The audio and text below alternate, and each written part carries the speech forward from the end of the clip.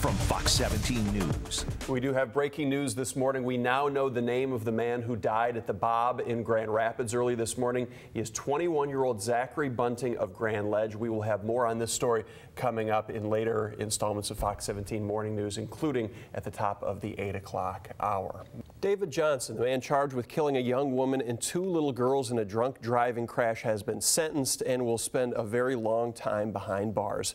Johnson will be spending 19.5 to 50 years in prison, along with 86 months to 15 years for the deaths. Those sentences will be served at the same time. In November, Johnson crossed the center line and smashed head-on into a car along County Road 388 in Van Buren County. He killed 24-year-old Brittany King, 2-year-old Candace, and 4-year-old Cassidy Berryhill. Fourth passenger, the girl's dad, Justin Berryhill, was severely injured in that accident but did survive. Johnson will also have to pay $18,000 in restitution for the accident. A man accused of setting his landlord on fire in Ottawa County is heading to trial. Devon Poonpet is accused of throwing an accelerant on his landlord, then lighting her on fire in January of 2012. It happened following an argument over loud music at the home. The victim suffered burns to 60% of her body and later died. Just this week, Poonpet was found competent to stand trial in the case that is expected to start next month. And a convicted killer from the Traverse City area will have his prison sentence vacated and be resentenced by another judge. Robert Schwander, the son of a sheriff's deputy, was sentenced to a minimum of 40 years for the murder of 16-year-old Carly Lewis back in 2011. Schwander, who was 19 at the time, told jurors the girl died after he put her in a chokehold following an argument. Prosecutors say he stabbed her. Schwander was convicted of second-degree murder, and the 40-year sentence he was given was double the minimum under the state sentencing guidelines. The Court of Appeals appointed a different judge to this case because the presiding judge in the original case had already expressed his views. Are you done with your yogurt there? His morning breakfast. This forecast was brought to you by Cottage Cheese. Oh, now we've gone from yogurt to cottage cheese. And at one point there'll be like a shake with like spinach in it. He has like a whole picnic basket down here. I've got 2 more main weathers, so what is up He's going to run down to Anna's and get an omelet, I think. So you can follow me on Facebook. I keep posting pictures of him eating. It's He's quite got disturbing, a actually. down You missed the hard-boiled egg and the... I saw the remnants of it in the trash. When's that? and shake come? the oatmeal. The shake will come up at the top of the hour. Yes, take a look at this. We've got cupcakes later, too. Ooh, I'll take those. All right, moving on from new beer cans to sweet photo opportunities. For a little boy with muscular dystrophy, here are some of the things trending on the web at our Breakfast Buzz. Albion College placed on lockdown as officers search for an armed suspect they say intentionally set several fires in a house during a domestic incident. Happened around 9:45 last night in Albion in the 300 block of Burr Oak Street. The initial call came in that a person had a gun during a fight. When officers arrived, they found smoke coming from a house. Emergency responders actually put on bulletproof vests just in case the suspect did have a gun and decided to shoot. A suspect was not found at the house, but was later found at a gas station nearby and taken into custody. An Ottawa County father charged with child abuse for the second time will be sentenced tomorrow. Ryan Kupras was charged with first-degree child abuse and for being a habitual offender early last month. Detectives say he shook his 5-month-old daughter last March, causing a closed head injury and several fractures to her arms and legs. Kupras was also convicted of child abuse in 2008 for abusing his then 3-week-old son. He will be sentenced at 10 a.m. tomorrow in Ottawa County Circuit Court. In lighter court news, we've often heard of judges, or sometimes heard of judges, breaking the law. Morning, Mike and Sarah. Boston police and multiple media reports locally from Boston and national sources say that suspect number 1 in the Boston Marathon bombing is dead. Suspect number 2 is on the loose, and there is a massive manhunt right now to try and find him. Here is how police described him from a press conference just a short while ago. Take a listen.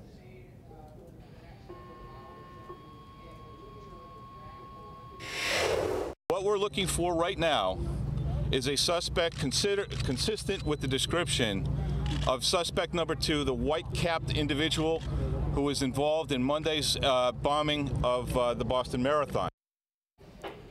Now, everything started a little after 10 o'clock last night. A police officer at MIT, the Massachusetts Institute of Technology, was shot and killed. Boston media says he was shot in his cruiser, and it was described as, quote, an ambush. From there was a robbery of a convenience store, a carjacking, and then a car chase. 40 to 60 estimated police cars were chasing the stolen SUV as the suspects threw explosive devices out of the vehicle at police officers. One officer was killed, another was badly injured and is fighting for his life at this point. Now, one of the suspects was killed and was taken to Beth Israel Hospital in Boston.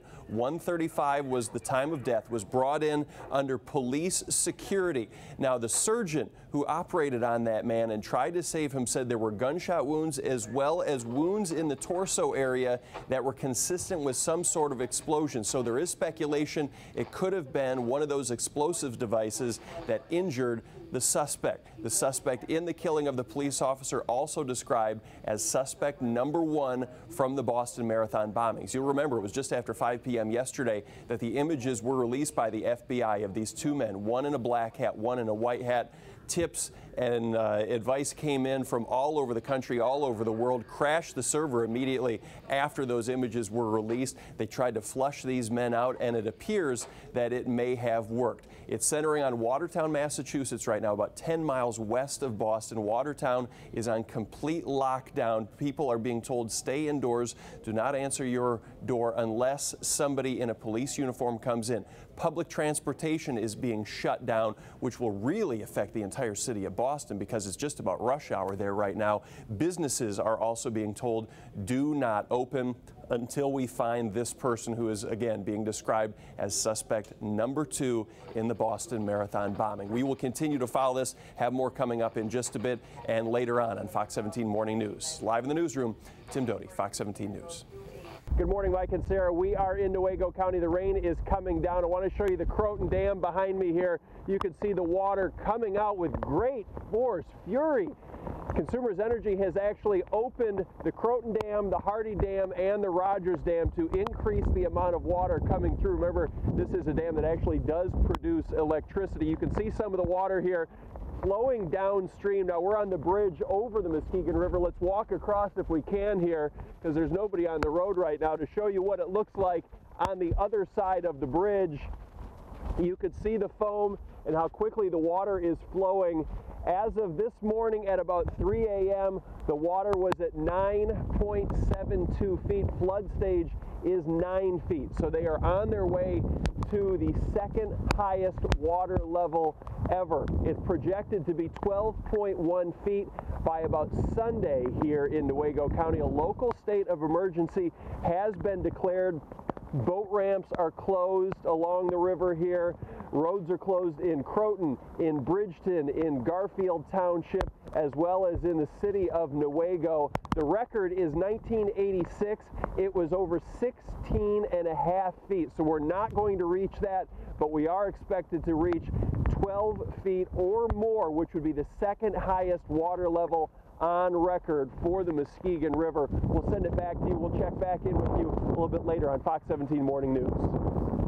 Morning, Mike and Sarah. The two suspects in the Boston Marathon bombing, identified only as suspect 1 and 2, were brought forward by police yesterday. Photographs of them. That was around 5:15 in the evening. Around 10:15 last night, what we now know as those two suspects shot and killed a police officer on the campus of MIT, stole a car during a carjacking, robbed a convenience store, and then led police on a chase throughout the streets of Boston, ending up in Watertown, Massachusetts, about 10 miles away from downtown Boston. There was a huge gunfight. I believe we have some video of that where you can hear shot after shot after shot.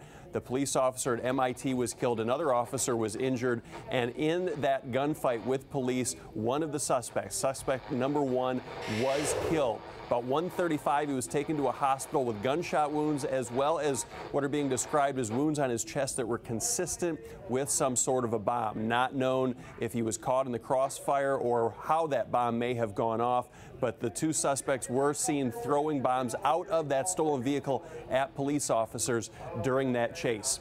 Throughout the morning, we've learned that the two are brothers. They are from Chechnya, and the younger one is still on the loose. He is 19 years old and has been identified as Dzhokhar Sarniev, who, interestingly enough, got a scholarship to a prestigious school in Cambridge, Mass., which is where MIT is located and is only about half a mile across the Charles River from where that bombing at the Boston Marathon took place. So these two suspects did not go very far from Monday until last night. Boston is on complete lockdown right now. Police officers are going door to door in Watertown trying to find that suspect number 2. All public transportation is shut down. Businesses are being told to not open, and colleges, Harvard, MIT, BU, BC, all closed for today as they try to find that suspect. We're told at least 9,000 law enforcement officers are on the ground conducting that search. Live in the newsroom, Tim Doty, Fox 17 News. County along the Muskegon River. Good morning, Tim. Good morning, John. You mentioned the temperature's warming up. It does not feel like that here in Newaygo County, specifically Croton, or maybe it's just that we've been out in the rain. It definitely feels chilly. The rain is coming down a little heavier than it has been for most of the morning. We haven't seen any lightning, though, in about 45 or 50 minutes, so that is good news. We are on the banks of the Muskegon River. We're at a boat launch here right next to the bridge that goes over the Muskegon River. The boat launches are closed. There's a local state of emergency declared here in Newaygo County because of flooding concerns. Now, the dam is just a few hundred yards off my right shoulder right down there, and on the other side of that would be the Croton Pond. They have opened up the dam a little bit more, have Consumers Energy. They've opened up the Croton Dam, the Hardy Dam, and the Rogers Dam to increase the water flowing through it. And as you can see behind me, you see the foam moving. It's moving at a pretty good clip here, but if you had just looked up at it, you wouldn't necessarily say, oh, it looks really high. It does look a little high, but it wouldn't look anything terribly out of the ordinary. As of about 3 this morning, it was at 9 3/4 feet. 9 feet is the flood stage. It's expected to just steadily go up from here. Sometime on Sunday, it should crest at about 12.1 feet. That would be the second highest on record.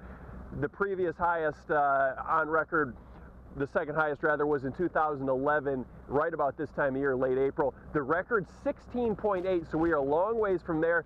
But with this rain coming down, it is certainly going to get worse. We'll have another live look for you coming up at the top of the 8 o'clock hour. Live in Newaygo County, Tim Doty, Fox 17 News.